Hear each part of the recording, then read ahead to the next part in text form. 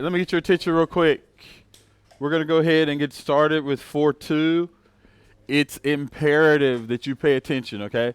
We're going to start working with the general ledger right now, okay? And as we work with the general ledger, it's not like it's anything that's going to be difficult, but there are things that they will trip you up, and like because there's so many things that we have to do and it's so tedious, like it'll end up taking a lot of points away from you just if you miss one thing, all right? So make sure we're paying attention as we go through this, okay? So again, we're just talking about posting from the general journal, which is what we did in chapter 3. And basically what we're going to be doing is we're going to be copying that information over into the general ledger and then updating our balances, okay? So again, it'll be something that'll be simple, but there are a lot of places where you can just get thrown off, okay? So it says transferring information from a journal entry to a ledger account is called posting. So if we look on top here in this tan, this is our general journal. So we see we have this one transaction where Michael Delgado put cash into the company in the form of capital. So he made that investment. Down in the green, here's that account form that we looked at yesterday. So they've already opened the cash account. We know that because they have the account name and the account number up top. And so all we're going to be doing is we're going to take this information for cash, and anytime there are any cash transactions that happen in the journal, we're going to post those to the ledger, okay? So here we are on January the 2nd. This is coming from General Journal, page 1, which is the reason why it has G1 listed here, okay? Coming from General Journal, page 1. The amount is going to be what's listed here, so $2,000 is our debit. And then the balance section is just going to be, we're going to update our balance. So since there was nothing there originally, now we have $2,000 debit balance, okay? Just like from back in chapter 1 or 2, whichever one was talking about the normal balance. Remember, cash is an asset, so it has a normal debit balance. So our cash balance should always be debit, okay? We shouldn't have a time where we have a credit balance on cash, okay? So the thing that would be the most missed part of all of this will be, once you get done putting this information in, there's one more thing you have to do, okay? You have to take your account number, which is 110, and put that up into your general journal in the posting reference. That's just like saying a check mark saying, okay, we've posted that one, okay?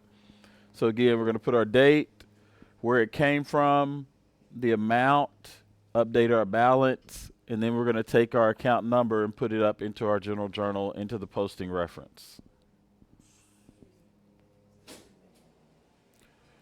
Here's another one. This is from Michael Delgado for his capital, so the other part of this transaction, okay? On January the 2nd. This is a new page, so we have to list the month again. General Journal, page 1.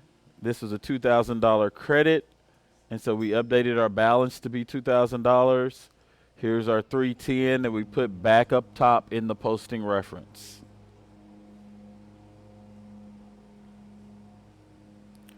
Any questions on that part so far? All right, so now they're talking about what happens when you're posting a debit amount to an account that already has a balance. So here we're looking at our supplies account. We already have a balance from something that was put in on January the 2nd. Our balance is $165. Now on the 5th, we have another transaction that affects supplies, so we put in the 5th. Just like with our journal, because the month is already listed, unless we go to a new page or we change the month, we don't have to put the month in again, okay? So we're just going to put in the 5th from General Journal, page 1. Here's our debit of $220. We're just bringing that down. And now we're going to update our balance. If they're the same, so if we have a debit and we're putting another debit with it, that just means we're going to add, okay? If it were a debit and a credit, so they were opposite, then we would subtract, okay? But we're just going to add this debit to our debit balance. So our new balance for supplies is $385. Okay, any questions on that? What's the last thing that we have to do? What's that? Yep, we added our debit, so we got the 385, but there's one more thing we have to do after we update our balance.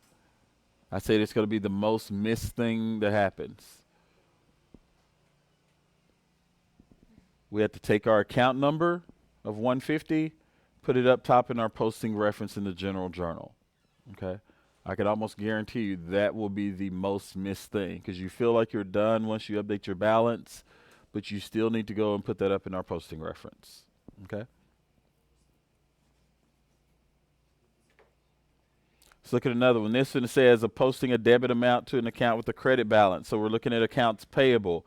On the 5th, we had a credit. So we purchased something on account from somebody from Kane Office Supplies for $220. So we have a $220 credit balance. It's a liability.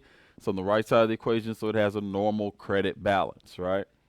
Now on the 9th, we're paying in cash $100 of that obligation. So that's why there's a debit for $100. So on the 9th, from General Journal page 1, here's our debit of $100. Because this is opposite, it's a debit and we have a credit balance, we're going to subtract that $100. So now our new balance is $120, right? So now we don't owe them $220 anymore. We only owe them $120 because we just paid $100. Okay? We take our account number, we put it up top into our posting reference. When we finish, here's our general journal, all right? And this is what we would have done last week. The only difference is that we have all of our posting references filled in. So again, when we take those account numbers and we put them up top, just view that as you just sort of saying, check, I've done that. Okay, that's the way I view it. I put my posting reference up here. That just lets me know I've posted that to my ledger. And then here are all the individual ledger pages that would go into our general ledger. So cash, petty cash, all of these plus these as well.